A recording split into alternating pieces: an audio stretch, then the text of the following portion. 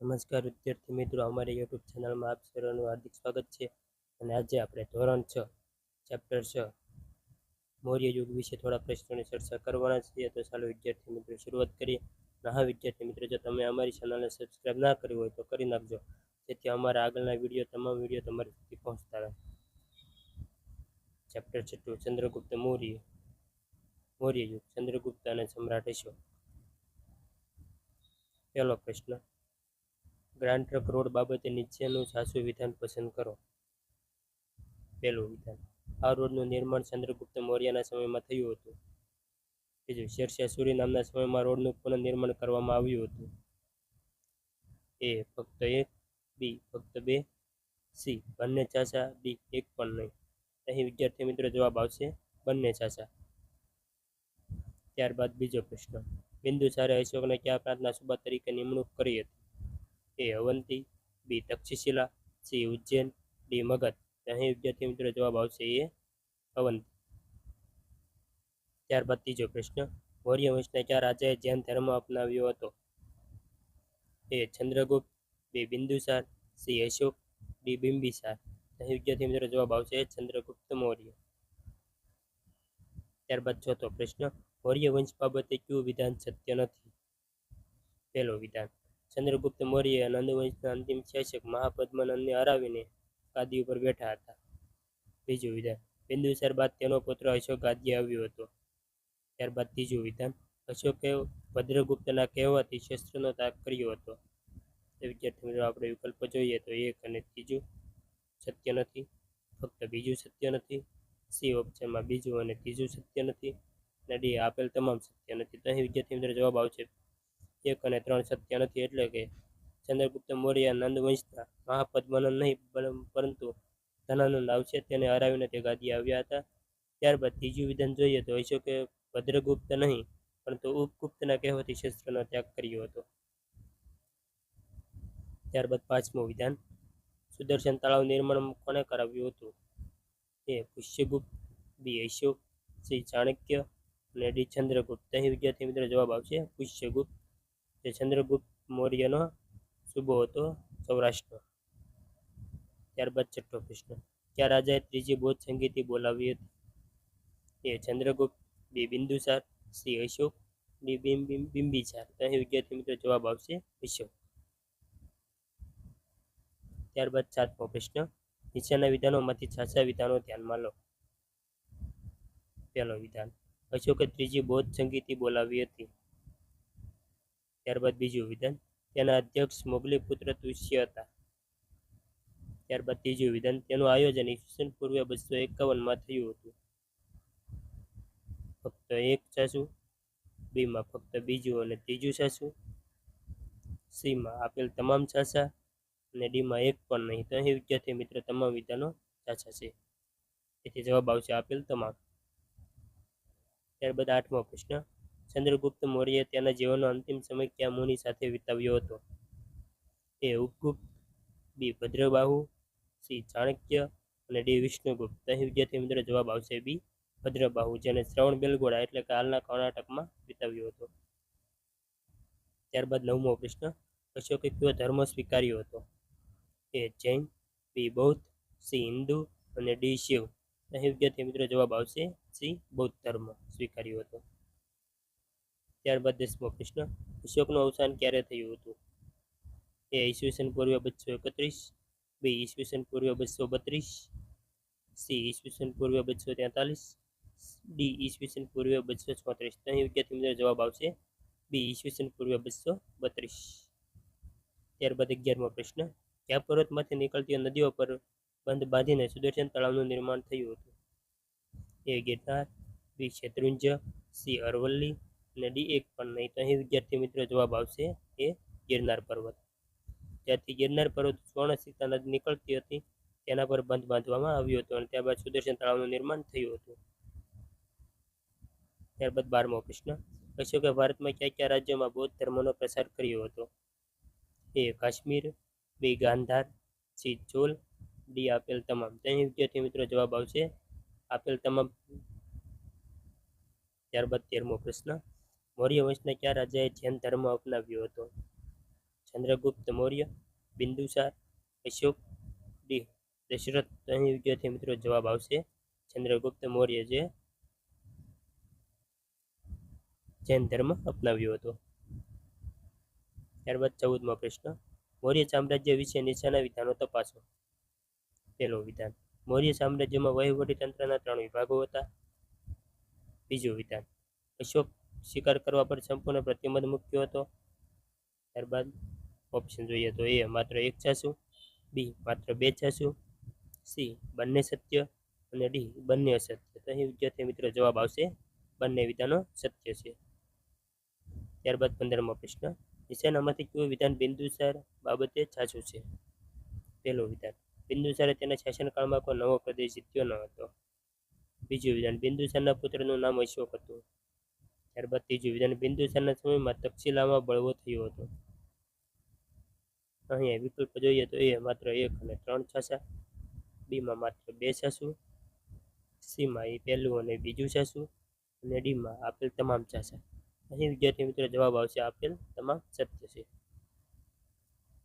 ત્યારબાદ 16મો પ્રશ્ન, અંગ્રેજ શાસનકાળ દરમિયાન કોણે ગ્રાન્ટક રોડનું પુનઃનિર્માણ કર્યું હતું? એ વેલેસ્લી, બી ડેલહાઉસી, સી કેનિંગ અને ડી મેકોલે. તો અહીં વિદ્યાર્થી મિત્રો જવાબ આવશે ડેલહાઉસી. ત્યારબાદ 17મો પ્રશ્ન, નીચેનામાંથી કઈ કૃતિમાંથી મૌર્ય શાસન વિશે માહિતી મળે છે? એ અર્થશાસ્ત્ર, બી ઇન્ડિકા, ડી દીપવંશ અને મહાવંશ, અને ડી આપેલ તમામ. તો અહીં વિદ્યાર્થી મિત્રો જવાબ આવશે આપેલ તમામ. જે અર્થશાસ્ત્ર, ઇન્ડિકા, દીપવંશ અને મહાવંશ આ બધા જ ગ્રંથોમાંથી મૌર્ય યુગ વિશે માહિતી પ્રાપ્ત થાય છે. ત્યારબાદ 18મો પ્રશ્ન, મૌર્ય વંશના રાજા બૃહદત્ત વિશે નીચેના વિધાનો ધ્યાનમાં લો, અથવા તો નીચેના વિધાનો ચકાસો. પહેલું, તે મૌર્ય વંશનો અંતિમ રાજા હતો. બીજું, તેની હત્યા શૃંગ વંશના પુષ્યમિત્રએ કરી હતી, જે મૌર્ય વંશમાં સેનાપતિ હતો. એ માત્ર 1 સત્ય, બી માત્ર 2 સત્ય, સી બંને સત્ય અને ડી બંને અસત્ય. અહીં વિદ્યાર્થી મિત્રો જવાબ આવશે બંને વિધાનો સત્ય છે. ત્યારબાદ 19મો પ્રશ્ન, બિંદુસારે તક્ષશિલાના રાજ્યપાલ તરીકે કોની નિમણૂક કરી હતી? એ અશોક, બી સુસીમ, સી દશરથ, ડી એક પણ નહીં. તો અહીં વિદ્યાર્થી મિત્રો જવાબ આવશે સુસીમ. 20મો પ્રશ્ન, સારનાથનો સ્તંભ કયા રાજાના સમયમાં નિર્માણ કરવામાં આવ્યા હતા? એ ચંદ્રગુપ્ત મૌર્ય, બી અશોક, સી બિંદુસાર, ડી વિક્રમાદિત્ય. તો અહીં વિદ્યાર્થી મિત્રો જવાબ આવશે અશોકના સમયમાં સારનાથનો સ્તંભ નિર્માણ પામ્યો હતો. ત્યારબાદ 21મો પ્રશ્ન, સુદર્શન તળાવ વિશે કયા વિધાનો સાચા છે? પહેલું, તેનું નિર્માણ પુષ્યગુપ્ત દ્વારા કરવામાં આવ્યું હતું. બીજું વિધાન, સુવર્ણસિક્કા નદી પર તળાવ બાંધવામાં આવ્યું હતું. ત્યારબાદ ત્રીજું વિધાન, તેમાં સિંચાઈ માટે નહેરોનું નિર્માણ અશોકના સમયમાં થયું હતું. ત્યારબાદ ચોથું વિધાન, રુદ્રદમનના સુબા સુવિશાખ દ્વારા પુનઃનિર્માણ થયું હતું. ત્યારબાદ 5મું વિધાન, ઈસવીસન 456માં ગુપ્ત વંશના સ્કંદગુપ્તના રાજ્યપાલ કર્ણદત્તના પુત્ર ચક્રપાળી દ્વારા બીજી વખત પુનઃનિર્માણ કરવામાં આવ્યું હતું. તો વિકલ્પો જોઈએ તો પહેલું, બીજું, ચોથું અને 5મું સત્ય છે. ત્યારબાદ બી ઓપ્શનમાં બીજું, ત્રીજું અને ચોથું વિધાન સત્ય છે. ત્યારબાદ સી ઓપ્શનમાં પહેલું, બીજું અને ત્રીજું વિધાન સત્ય છે. ત્યારબાદ ડીમાં આપેલ તમામ સત્ય છે. તો અહીં વિદ્યાર્થી મિત્રો જવાબ આવશે આપેલ તમામ. ત્યારબાદ 22મો પ્રશ્ન, અશોકે પ્રજા કલ્યાણના કાર્યો માટે નીચેનામાંથી કયા કયા કાર્યો કર્યા હતા? એ કુવા ખોદાવ્યા, બી વિશ્રામ ગૃહો બંધાવ્યા, સી રસ્તાઓ બનાવ્યા, ડી આપેલ તમામ. તો અહીં વિદ્યાર્થી મિત્રો જવાબ આવશે ડી આપેલ તમામ. ત્યારબાદ 23મો પ્રશ્ન, અશોક પછી કયા રાજા શાસન પર આવે છે? એ સંપતિ, બી દશરથ, સી દેવવર્મા અને ડી કુણાલ. તો અહીં વિદ્યાર્થી મિત્રો જવાબ આવશે કુણાલ, જે અશોક બાદ શાસન ઉપર આવે છે. ત્યારબાદ 24મો પ્રશ્ન, ગ્રાન્ટક રોડ વિશે નીચેનામાંથી કયા વિધાનો સાચા છે? પહેલો વિધાન, એશિયા ખંડનો સૌથી લાંબો અને જૂનો મુખ્ય રોડ છે. બીજું વિધાન, ગંગાના મેદાનથી ગાંધાર સુધી વિસ્તરેલ છે. ત્યારબાદ ત્રીજું વિધાન, નિર્માણ બિંબિસારે કર્યું હતું. ત્યારબાદ વિકલ્પ જોઈએ તો એ માત્ર 3, બી પહેલું અને બીજું સાચું, ત્યારબાદ પહેલું અને ત્રીજું સાચું, અને ડી ઓપ્શનમાં આપેલ તમામ સત્ય. તો વિદ્યાર્થી મિત્રો જવાબ આવશે પહેલું અને બીજું બે વિધાન સત્ય છે. જ્યારે ત્યારમાં નિર્માણ બાબતે ચંદ્રગુપ્ત મૌર્યએ તેનું નિર્માણ કર્યું હતું, નહીં કે બિંબિસાર. એટલે બિંબિસાર જે છે તે આર્યક વંશનો શાસક હતો, મૌર્ય યુગનો ન હતો. ત્યારબાદ 25મો પ્રશ્ન. મૌર્ય સામ્રાજ્યમાં પ્રાંતના વડા મોટા ભાગે કોની નિમણૂક થતી હતી? એટલે કે પ્રાંતના વડા તરીકે કોની નિમણૂક થતી હતી? તેમાં ઓપ્શન છે એ રાજા, બી સેનાપતિ, સી રાજકુમાર અને ડી મંત્રી. તો વિદ્યાર્થી મિત્રો જવાબ આવશે રાજકુમારોનો. ત્યારબાદ 26મો પ્રશ્ન. ચાણક્યનું બીજું નામ શું હતું? એ વિષ્ણુગુપ્ત, બી કૌટિલ્ય, સી બંને અને ડી માત્ર બે. અહીં વિદ્યાર્થી મિત્રો જવાબ આવશે આપેલ બંને. જે વિષ્ણુગુપ્ત તેનું નામ હતું અને કૌટિલ્ય જે તેનું ચાણક્યનું ગોત્ર હતું. ત્યારબાદ 27મો પ્રશ્ન. ચાણક્ય મૌર્ય સામ્રાજ્યના કેટલા ખાતાઓ બતાવ્યા છે? એ 16, બી 15, સી 22, ડી 18. તો અહીં વિદ્યાર્થી મિત્રો જવાબ આવશે 18 ખાતાઓ બતાવ્યા છે. ત્યારબાદ 28મો પ્રશ્ન. મૌર્ય સામ્રાજ્યમાં ન્યાયતંત્રનો વડો કોણ હતો? એ રાજા, બી સેનાપતિ, સી મહાપેલુપતિ અને ડી ન્યાયાધીશ. તો વિદ્યાર્થી મિત્રો જવાબ આવશે રાજા. ત્યારબાદ 29મો પ્રશ્ન. મૌર્ય સામ્રાજ્યનો પ્રાંતીય વહીવટતંત્ર કેટલા ભાગમાં વહેંચવામાં આવ્યું હતું? એ 2, બી 5, સી 3 અને ડી 7. અહીં વિદ્યાર્થી મિત્રો જવાબ આવશે 5 ભાગમાં. ત્યારબાદ 30મો પ્રશ્ન. મૌર્ય સામ્રાજ્યમાં પ્રાંતમાં વહીવટી વડા નીચેનામાંથી શું કામ કરતા હતા? એ કરવેરા ઉઘરાવતા, બી રાજાના આદેશોનું પાલન કરાવવું, સી પ્રાંતમાં બનતા બનાવોથી રાજાને વાકેફ રાખતા અને ડી આપેલ તમામ. અહીં વિદ્યાર્થી મિત્રો જવાબ આવશે આપેલ તમામ કામો તે કરતા હતા. ત્યારબાદ 31મો પ્રશ્ન. મૌર્ય સામ્રાજ્યમાં આહારનો અધિકારી કયા નામે ઓળખાતો હતો? એ રાજુક, બી પ્રાદેશિક, સી રાજા અને ડી ગ્રામીણ. તો અહીં વિદ્યાર્થી મિત્રો જવાબ આવશે એ રાજુક. ત્યારબાદ 32મો પ્રશ્ન. કયા પ્રદેશો ચંદ્રગુપ્ત મૌર્યએ સેલ્યુકસને હરાવીને જીત્યા હતા? એ કાબુલ, બી કંદહાર, સી હેરાત અને બલુચિસ્તાન અને ડી આપેલ તમામ. અહીં વિદ્યાર્થી મિત્રો જવાબ આવશે ડી આપેલ તમામ. એટલે કે 4 પ્રદેશો સેલ્યુકસ નિકેટરને હરાવીને જીત્યા હતા. ત્યારબાદ 33મો પ્રશ્ન. સામ્રાજ્યના રાજાઓ પોતાના રાજ્યમાં ધર્મ ખાતાની રચના કરી હતી? એટલે કે ક્યારે મૌર્ય યુગના કયા રાજાએ પોતાના સામ્રાજ્યમાં રાજ્ય ધર્મમાં ખાતાની રચના કરી હતી? એ અશોક, બી ચંદ્રગુપ્ત, સી બિંદુસાર, ડી એ અને બી બંને. તો અહીં વિદ્યાર્થી મિત્રો જવાબ આવશે અશોક, જેને પોતાના રાજ્યમાં ધર્મ ખાતાની રચના કરી હતી. ત્યારબાદ 34મો પ્રશ્ન. કયું સામ્રાજ્ય ભારતનું ઐતિહાસિક સામ્રાજ્ય છે? એ મૌર્ય સામ્રાજ્ય, બી ગુપ્ત સામ્રાજ્ય, સી શૃંગ સામ્રાજ્ય અને ડી એ અને બી બંને મૌર્ય અને ગુપ્ત. અહીં વિદ્યાર્થી મિત્રો જવાબ આવશે મૌર્ય સામ્રાજ્ય. ત્યારબાદ 35મો પ્રશ્ન. નંદ વંશના કયા રાજાને હરાવીને ચંદ્રગુપ્ત મૌર્યએ મૌર્ય વંશની સ્થાપના કરી હતી? એ મહાપદ્માનંદ, બી ધનાનંદ, સી બિંબિસાર અને ડી શિશુનાગ. અહીં વિદ્યાર્થી મિત્રો જવાબ આવશે ધનાનંદ. બાકી બિંબિસાર જે આર્યક વંશનો શાસક હતો અને શિશુનાગ તે નાગ વંશનો શાસક હતો. ત્યારબાદ 36મો પ્રશ્ન. નીચેનામાંથી કયા વિધાનો સત્ય છે તે જણાવો. પેલું, ચંદ્રગુપ્ત જૈન ધર્મ અપનાવ્યો હતો. અશોકે બૌદ્ધ ધર્મ અપનાવ્યો હતો. અહીં વિદ્યાર્થી મિત્રો આપણે ઓપ્શન જોઈએ તો એ માત્ર એક સત્ય, બી માત્ર બે સત્ય, સી બંને સત્ય અને ડી બંને સત્ય. તો અહીં વિદ્યાર્થી મિત્રો જવાબ આવશે બંને વિધાનો સત્ય છે. ત્યારબાદ 37મો પ્રશ્ન. નીચેનામાંથી કયા વિધાનો સાચા છે? પહેલું, ચંદ્રગુપ્ત મૌર્યએ અંતિમ સમય ભદ્રબાહુ સાથે શ્રવણ બેલગોડામાં વિતાવ્યો હતો અને જૈન ધર્મ અપનાવ્યો હતો. ત્યારબાદ બીજું વિધાન, અશોકે બૌદ્ધ સાધુ ઉપગુપ્તના ઉપદેશથી શસ્ત્રોનો ત્યાગ કર્યો હતો અને બૌદ્ધ ધર્મ અપનાવ્યો હતો.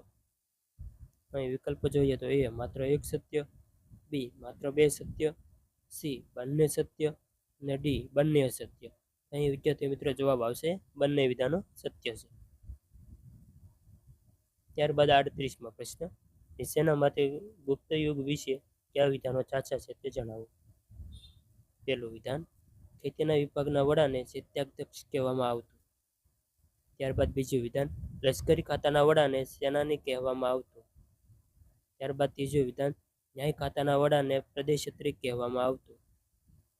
એ પહેલું અને બીજું સત્ય, બી બીજું અને ત્રીજું સત્ય, સી પહેલું અને ત્રીજું સત્ય, ડી પહેલું બીજું અને ત્રીજું ત્રણેય વિધાનો સત્ય. તો અહીં વિદ્યાર્થી મિત્રો જવાબ આવશે ત્રણેય વિધાનો સત્ય છે. ત્યારબાદ 39મો પ્રશ્ન, નીચેનામાંથી ગુપ્ત યુગ વિશે કયા વિધાનો સાચા છે તે જણાવો. પહેલું વિધાન, વ્યાપાર ખાતાના વડાને પાનાધ્યક્ષ કહેવામાં આવતું. બીજું વિધાન, વ્યાકરણ ખાતાના વડાને મહાઅક્ષ પટેલ કહેવામાં આવતું.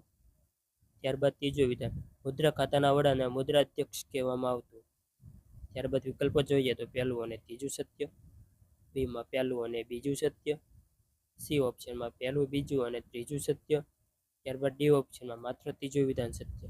તો અહીં વિદ્યાર્થી મિત્રો પહેલું બીજું અને ત્રીજું આપેલ તમામ વિધાનો સત્ય આવશે.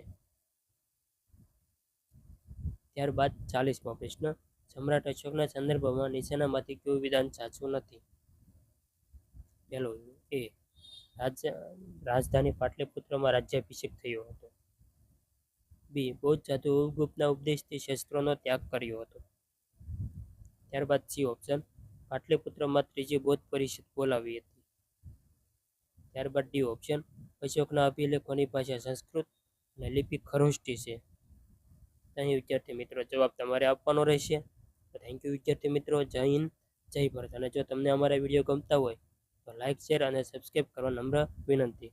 ચાલો વિદ્યાર્થી મિત્રો, આવતા લેક્ચરમાં મળીએ. ચેપ્ટર 7 સાથે ગુપ્ત યુગ વિશે થોડી માહિતી લઈને આવશું.